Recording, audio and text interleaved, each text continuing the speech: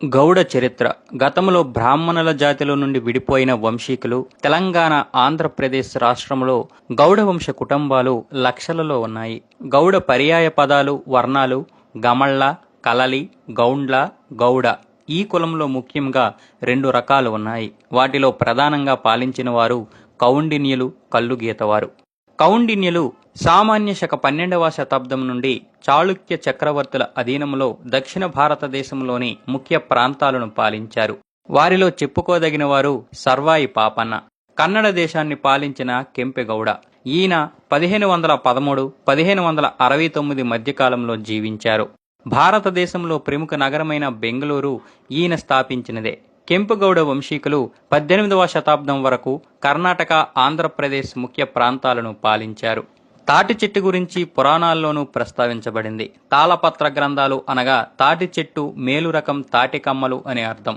అసలు చరిత్ర అనేది ప్రతిదీ తాళపత్రాల గ్రంథాలపైనే రాయబడింది. పోతులూరి వీరబ్రహ్మేంద్ర స్వామి గారు కాలజ్ఞానము, అన్నమయ్య, తిరుమల, శ్రీ వెంకటేశ్వర స్వామిని కీర్తిస్తూ 32,000కు పైగా తాళపత్ర గ్రంథాలపైన కీర్తనలు రచించారు. ఇక కల్లు చరిత్ర చాలా పురాణాల్లోనూ అమృతం అని, సూరపానకం అనే పేరుతో ప్రస్తావించబడింది. దేవతలు సేవించినట్లు దానవులు కల్లు కోసం దేవతలతో యుద్ధాలు చేసేవారని పురాణాల్లోనూ దీనికి ఆధారం శుక్రాచార్యుడు హిందూ పురాణ చరిత్రలో ప్రస్తావించబడింది. కాళ్ళకి బంధం, నడుముకు మోకు, వెనుక లొట్టి, పక్కన కత్తుల పొది, నిత్యం చెట్లు ఎక్కి దిగే గీత కార్మికుల వేషం ఇది. వీరి వృత్తి మృత్యువుతో పోరాటమే అనాలి. చెట్ల మీదకి ఎక్కే వీరు పసిరిక పాములు, తేళ్లు, మండ్రగబ్బలతో సహజీవనం చేస్తుంటారు. పాము కాటుకు గురైన, కాలు జారి చెట్టుపై నుంచి జారిపడిన మరణమే. కల్లు గీతను బతుకు తెరువుగా చేసుకున్నవారు తెలంగాణ, ఆంధ్రప్రదేశ్ రాష్ట్రాలలో 50 లక్షల మంది ఉన్నారు. అన్ని జిల్లాలలో ఈ వృత్తి మీద బతికేవారు ఉన్నారు. కాంట్రాక్టర్లు లాభాల కోసం కల్లు కల్తీ చేస్తున్నారని, మేము మాత్రం అలా చేయడం లేదని వీళ్ళు అంటున్నారు. మేము వృత్తిని తల్లిగా భావిస్తాం. కల్తీ ఆలోచనే మాకు రాదు. తీసిన కల్లును శుభ్రం చేయడానికి, చీమలు బయటికి రావడానికి మంగకాయలు వాడుతాం. దానివల్ల కల్లు కల్తీ కాదు. శుభ్రం చేసిన కల్లు తెల్లటి నొరగతో ఉంటుంది. మత్తు విషయానికి వస్తే నేల, చెట్టును బట్టి 2.5% నుంచి 7% వరకు కల్లులో ఆల్కహాల్ ఉంటాయి. కల్లు రుచిలో తీపి, పులుపు గురించి చెబుతూ నిల్వ ఉంచే కొద్దీ కల్లు పులుస్తుందని, బాగా పులుపు కావాలంటే ఎండలో కాసేపు ఉంచుతామని చెబుతున్నారు. తీపి కల్లు కావాలంటే తీసిన వెంటనే ఇస్తారు. క్లోరోహైడ్రేట్, కట్టామిట్టా, సిల్వర్ నైట్రేట్ వంటి మాదక ద్రవ్యాలతో కల్తీ చేసేవారు ఉన్నారు. 1 క్వింటాల్ క్లోరోహైడ్రేట్తో 20,000 లీటర్ల కల్లు తయారవుతుంది. తెల్ల రంగు రావడానికి సిల్వర్ పౌడర్ వాడుతారు. కల్లు వృత్తిలో వేలం పాటల విధానాన్ని ప్రవేశపెట్టడంతో స్వయంగా చెట్టెక్కి కల్లు తీసి అమ్ముకునే గీత వృత్తిలో వేతన కార్మికులు ప్రవేశించారు. ఫలితంగా వృత్తిపై ఆధారపడి జీవిస్తున్న గీత వృత్తిదారుడు కాంట్రాక్టర్పై ఆధారపడే పరిస్థితి దాపురించింది. బోగస్ సొసైటీలు, బోగస్ సభ్యత్వాలు లెక్కకు మించి పెరుగుతున్నాయి. దిగుమతులపై ఆంక్షలు ఎత్తివేయబడ్డాయి. మద్యపాన నిషేధం సడలింపుతో కారు చౌకగా చీప్ లిక్కర్ అందుబాటులోకి వచ్చింది. నిజంగా వృత్తిపై ఆధారపడి జీవించే వారికి ఇది పెద్ద పోటీ అయ్యింది. రెంటల్స్ పెంచడంతో సాధారణ గీత కార్మికులకు వృత్తి అందుబాటులో లేకుండా పోయింది. ఫలితంగా గీత కార్మికులు వలసలు పెరిగాయి. ఈ నేపథ్యంలో 1400 కల్లు కాంపౌండ్లను ప్రభుత్వం రద్దు చేయడంతో వృత్తి కోల్పోయిన 25 మంది ఆత్మహత్యలకు పాల్పడ్డారు. బోగస్ సొసైటీలను, అక్రమ వ్యాపారాన్ని కులం పేర సమర్థించే వారి సంఖ్య పెరిగింది. పెరుగుతున్న వేతన కార్మికులకు సరైన వేతనాలు, రక్షణ లేకుండా పోయింది. రియల్ ఎస్టేట్ వ్యాపారం విస్తరించడంతో చెట్లను నరికేస్తున్నారు. భూస్వాములు ఇదే అదునుగా భావించి అదనంగా చెట్టు పన్ను అంటూ వసూలు చేస్తున్నారు. అడిగినంత ఇవ్వకుంటే కిరోసిన్ పోసి నిప్పు పెడుతున్నారు, లేదా చెట్లను నరికేస్తున్నారు. చెట్టు మీద నుంచి జారిపడి మృతి చెందిన గీత కార్మికులకు ఎక్స్గ్రేసియా ఇవ్వాలని డిమాండ్ చేస్తున్నారు. రాష్ట్రంలో కల్లు సొసైటీలను ఎక్సైజ్ శాఖ పరిధిలో నుంచి కార్పొరేషన్ పరిధిలోకి తీసుకురావాలని కోరుకుంటున్నారు.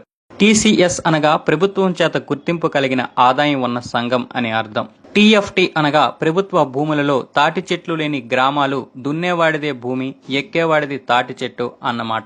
ఆకులు ఆరే, ఆరిపల్లి, అబ్బగోని, అడ్డగొట్ట, అడంకి, ఆదిమూలం, ఆదిపల్లి, అగపతి, అగోలాపి, అలి, ఐనం, ఐతగాని, అక్కాముగారి, అక్కపల్లి, అలవాల, అలేగాని, అల్లాడి, అల్లకొండ, అల్లం, అలువాల, అమరాగాని, అమరేసు, అంబాల, అంబు, అమిడిపురం, అమడలపల్లి, అముల, అనగని, అనంత, అనంతోజు, అనంతుల, ఆనపురాపు, అనపెట్టె, అనసెట్టె, అనసూరి, అండే, అంగడి, అంగార, అన్నగోని, అన్నం, అన్నమనేని, అన్నారపు, అన్నవరపు, అందగోని, అంతతి, అనుబోతు, అస్పట, అప్పగోని, అప్పల, అప్పారి, అడగంటి, అరేపల్లి, ఆరెల్లి, అరిగే, అరిగేల, అర్రూరి, అరుకుల, అతిల్లి, అతికేం, ఆత్మకూరు, ఐలేని, ఐనాల, అయోధ్య, బబ్బూరి, బాబూరి, బాడగౌని, బాదం, బాదిని, బడిగ, బడిటాబోయిన, బడుగు, బైరగోని, బైర్డ, బైరిశెట్టి, బాజీ, బొజ్జూరి, బకనాగరి, బాలగోని, బాలసాని, బాల్నె, బండ, బందకిండి, బండారి, బండారు, బండారులంక, బండే, బంధం, బందరపు, బండి, బండగారి, బంటు భరద్వాజ, బస్వ, బాచు, బతుల, బటిన, బత్తిని, బాటిపెల్లి, బాటిప్రోలు, బావు, బెదుల, భీమాగోని, భీమన, బీయింగ్, బెజవాడ, బెల్లంకొండ, బెల్లాపు, బెల్లాపుకొండ, బెండు, బెంజిన్, బేతిగంటి, బెజవాడ, బట్టు, భీమ్గాని, భోంగిరి, భూమ, భూనేటి, భూపతి, భూపతిన, భూసాని, భువనగిరి, బిచాల, బిగాబి, బిరాగోని, బోడ, బోడబట్ల, బుడిగ, బోడు, బొగాది, బొజ్జ, బొక్క, బోలగాని, బోలెం, బోలికొండ, బోళ్ళి, బొల్లంపల్లి, బోలెం, బొల్లికొండ, బొంబోతుల, బొమ్మ, బొమ్మగాని, బొమ్మేన, బొమ్మేర, బోనగల, బోనగాని, బొనాల, బొండాల, బొంగని, బోంతు, బొక, బుమోళ్ళ, బోర, బోస, బోసరపు, బోరబట్టుల, బొర్ర, బోరి, బోరు, బోట్ల, బోయిపల్లి, బుబట్టుల, బుడిగిన, బూడిద, బుడిగ, బొజ్జయ్యల, బొక్కామిట్టి, బుల్లెట్, బుర, బుర్గు, బొక్కల, బుర్ర, బుర్రాం, బుర్రి, బుసిగంపాల, బుసిం, బుయ్య, బైగాని, బైరాంగి, బైరాగోంగి, బైరి, చలమల్ల, చలపతి, చలారి, చెల్ల, చెల్లామల్ల, చెల్లారి, చామకూరి, చెనగోని, చందక, చంగని, చప్పడి, చక, చెరక, చాట్ల, చావ, చెబ్రోలు, చీపు, చెకురి, చెలిబోయన, చంద్రగని, చెంబే, చెంజి, చెన్న, చెన్ను, చెన్నూరు, చెప్పు, చేపూరి, చెప్ప్యాల, చెర్లపల్లి, చెరువుపల్లి, చేతు, చేతుకూరి, చెవిగోని, చిగురుబతుల, చీకటి, చిలక, చిలకబత్తుల, చిలికూరి, చిల్లపల్లి, చిల్లముంత, చింత, చింతాకిండి, చింతకుల, చింతపల్లి, చింత, చింతనూరి, చిరత్ల, చిర్ర, చిటకన, చిత్తులూరి, చిటికేన, చిత్ర, చిట్టిబొమ్మ, చిట్టిమాడ, చిత్తూరి, చితిమూడు, చిత్యాల, చోడ, చోలంగి, చుదేవార్, చుక్క. గౌడు కులంలోని ఇలా చాలా ఇంటి పేర్లు ఉన్నాయి. గౌడులు బ్రాహ్మణ వంశానికి చెందినవారు. వారి యొక్క మూల పురుషుడు కౌండిన్య మహర్షి. అలాగే పరశురాముని వారసులుగా కూడా చెబుతారు. ఇందులో సందేహమేమీ లేదు. వీరికి పూర్వకాలములో ఉపనయ సంస్కారములు, వేదకారము కలదు. కానీ కాలక్రమేణా వీరు బ్రాహ్మణ స్థాయిని కోల్పోయారు. వీరు ప్రస్తుతం కొన్ని రాష్ట్రాలలో క్షత్రియ స్థాయిని, కొన్ని రాష్ట్రాలలో బ్రాహ్మణ స్థాయిని కలిగి ఉన్నారు. అనగా గౌడ సారస్వత బ్రాహ్మణులుగా, గౌడ క్షత్రియులుగా, గౌడ క్షత్రియులు జైస్వాల్, చౌండి అనే వైశ్యులుగా కూడా విభజించబడ్డారు. వీరి యొక్క ఆరాధ్య దైవము శివుడు, విష్ణువు, ఆదిశక్తి. వీరి యొక్క వంశ ఆవిర్భావము బ్రహ్మదేవుని నుండి కౌండిన్య మహర్షి. వీరి యొక్క వంశ ఆవిర్భావము బ్రహ్మదేవుని నుండి కౌండిన్య మహర్షి జననం ద్వారా పంచగౌడులు అనగా పంచ ఋషులు జన్మించారు. అలాగే శివుని వలన కంఠమహేశ్వరుడు జన్మించారు. కానీ ప్రస్తుత కాలంలో వీరు కల్లు గీత కార్మికులుగా వృత్తి చేస్తున్నారు. సర్దార్ సర్వాయి పాపన్న గౌడు 1650వ సంవత్సరంలో గోల్కొండ కిల్లాని పరిపాలించాడు. సుమారు వీరు 300 సంవత్సరాల నుండి మాంసాహారం తినడం అలవాటు చేసుకున్నారు. వీరు పూర్వం బ్రాహ్మణుల్లాగే ఉండేవారు. వీరిలో ధైర్యము ఎక్కువ. వీరు సాధారణంగా ఎవరికి భయపడరు. వీరు ఎక్కడ పనిచేసినా చాకచక్యంతో అందరికి దగ్గరగా ఉంటూ పేరు ప్రతిష్ఠలు పొందుతారు. వీరు పూర్వము బ్రాహ్మణులలాగే ఉండేవారు. వీరిలో ధైర్యం ఎక్కువ. వీరు సాధారణంగా ఎవరికి భయపడరు. వీరు ఎక్కడ పనిచేసినా చాకచక్యంతో అందరికి దగ్గరగా ఉంటూ పేరు ప్రతిష్ఠలు పొందుతారు.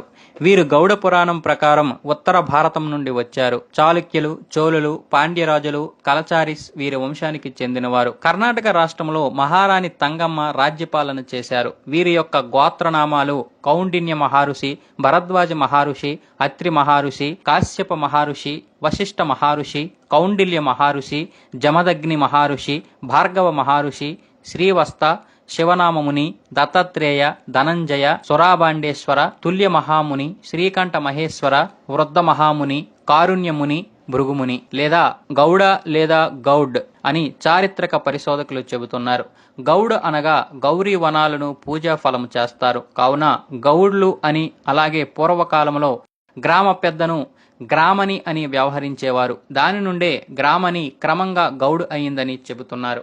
శ్రీ కంఠమహేశ్వర వరప్రసాదముగా జన్మించారు కావున కంఠమహేశ్వరుణ్ణి కాటమయ్య అని గ్రాంధిక భాషలో అది కాస్త క చ ట త పలుగా చ డ ద పలుగా మారి గాఢమయ్య అని, గౌడ్ ఆ తర్వాత గౌడ్ అని, చ డ ద పాలుగా మారి గాఢమయ్య అని, అది కాస్త గౌడుగా మారిందని, అలాగే బృహు మహర్షి వంశీయులు కూడా కావడంతో భార్గవుడు అని, భార్గవుడు బృహు వంశీయులు, కౌండిన్య మహాముని వంశీయులుగా ప్రసిద్ధి చెందినారు. వీరి వృత్తి చాలా ప్రాచీనమైనది. అన్ని వృత్తులలో మార్పులు వచ్చాయి కానీ వీరి వృత్తిలో మాత్రం మార్పులు అస్సలు రాలేదు.